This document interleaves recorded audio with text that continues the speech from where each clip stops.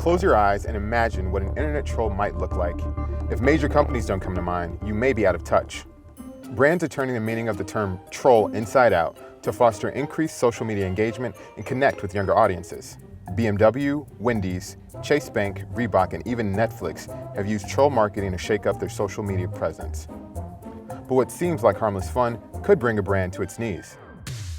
Dose is a market research agency that uses the power of social media to unlock real consumer insights in a real-time environment. TLDR is a monthly series in which our expert team here at Dose navigates and discusses trending conversations in the market research arena. To troll or not to troll? That is the question. We're kicking this month's discussion off with Burger King's Unhappy Meals. When it comes to troll marketing, Burger King is the undisputed world champion. I think we can all agree. Burger King has used trolling to troll direct competitors like Wendy's.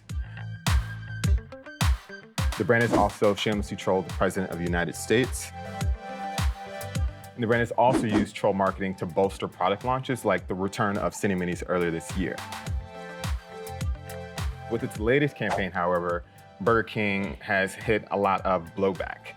Back in May, which happens to be Mental Health Awareness Month, Burger King rolled out the Real Meal or the Unhappy Meal, which is a response to McDonald's Happy Meals. Another way for the brand to troll one of its biggest competitors in the market. And the response to it was very polarizing, unsurprisingly. If we take a deeper dive into those social media responses, some users criticized Burger King for using mental health to essentially sell fast food.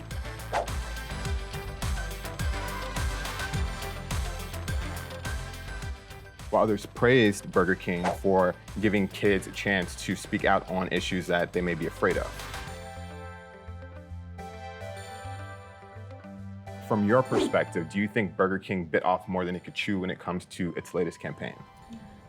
Yeah, for me, this was a miss. I mean, I wasn't expecting to kind of wake up one day and see Burger King take on depression and McDonald's in like one fell swoop. So it did kind of feel like they were trying to get in on this like popular discussion on the back of trolling a competitor. So I don't know, it didn't have like the fun and lightheartedness that I like in my trolling. Yeah, I think I understand where they're coming from, and I understand what the point of this was, combining this like trolling thing they've done so well with and had some success in the past with something that's a little more timely, which tends to do well in marketing is in terms of Mental Health Awareness Month.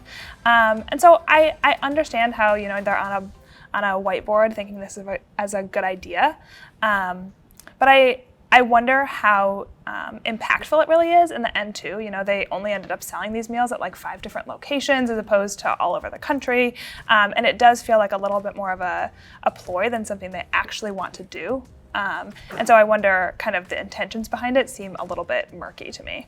I think trolling in general is just a really fine line brands have to walk, and it can very easily feel gimmicky and that they're only really kind of making a lot of noise for the wrong reasons. And I think it's actually, consumers are getting smarter and being turned off sometimes if it's done in a really improper way.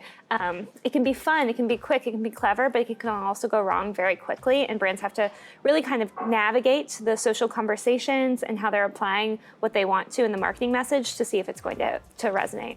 Mm-hmm. And to like piggyback off that, like a lot of it is understanding your boundaries as a brand and like how you fit into those larger hot topics that are happening online. Like Spotify and Netflix had like campaigns where they were kind of trolling their consumers and like picking on their like user habits and stuff, and that was like really lighthearted and fun on the surface, but it also brought up a lot of like discussions on like how these corporations use our personal data. So it's just like a fine line to make sure that you know what you're getting yourself into.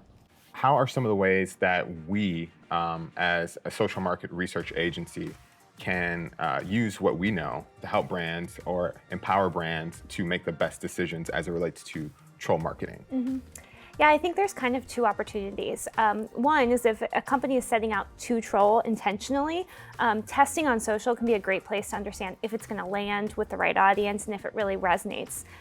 Alternatively, I think some brands put messages out there not expecting it to be received as trolling, but it is because they really haven't paid attention and they're not really testing or kind of understanding how content plays. So when we at Dose put create real assets, put them out into the wild, and then measure them, we're able to kind of get that thermometer of, is this being perceived the way we want it to be, or is it kind of taking on a whole new meaning? And having a brand be alerted to that before it actually happens in a campaign can be wildly valuable for them to make sure that they don't make that misstep.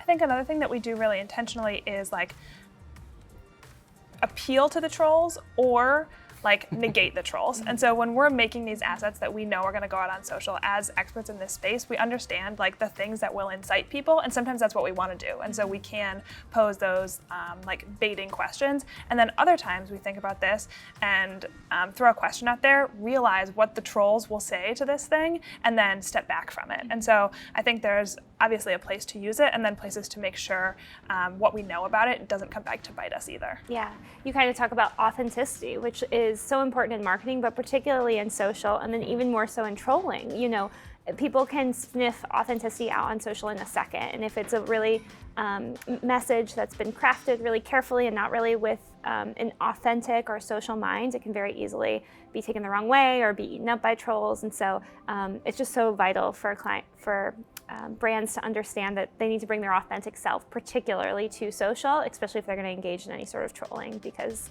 that can go wrong very quickly. This is a perfect time for IRL. We put out a question into the real world to see how live social users would respond to two fairly simple questions. Which fast food restaurant has the best French fries, and which fast food restaurant has the worst French fries? We were hungry when we created this. Trolling, by definition, as you know, has a negative connotation. So from you, what do you believe received more comments or engagement, the post about the best fries or the post asking people to list the restaurant with the worst fries? I mean, you gotta imagine it would be the worst fries. I mean, trolling is that knee-jerk reaction, and anything that could trigger some frustration in people is gonna get the most feedback, I think.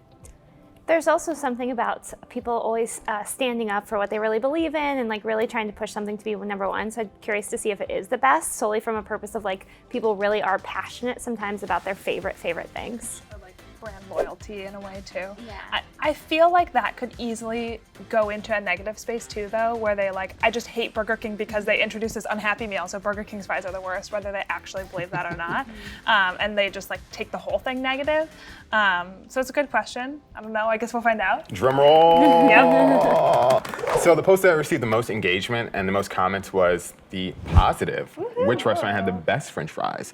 What I found interesting about the comments under that post were that a lot of them weren't just like one answer responses, which we saw for a lot of the negative ones. It's like, okay, Burger King was the worst or Arby's was the worst.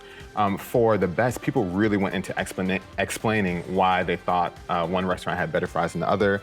They called out things they didn't like about other brands. They even liked and reacted to other people's responses, either liking them or hating what they responded to. And it sounds like some people were trolling others in the comments. You know what I mean? So like trolling is so involved in the social space as a whole that I think you get it anywhere. But it is interesting to see that people can still like see positive prompts and take them away on social and like have the good things go viral.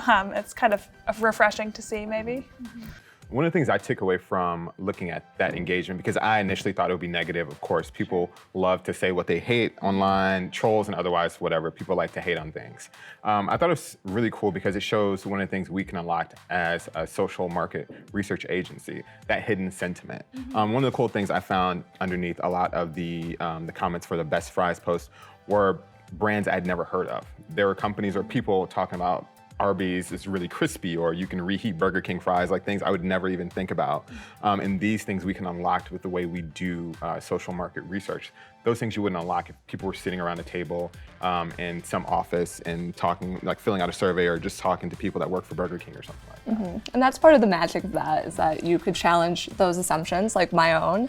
And yeah. But who are these people not finishing their fast food fries? How do you ever have more than you can fries. leftover fries? Yeah, I don't know about That's some really uncovering sentiment out there in user behavior that I never would have expected. Compensating behaviors we did not expect. From the team here at Dose, thanks for joining us for another episode of TLDR. Let's keep the conversation going. Visit us at www.dose.com and let us know what social media challenges and market research questions you'd like to see us tackle next.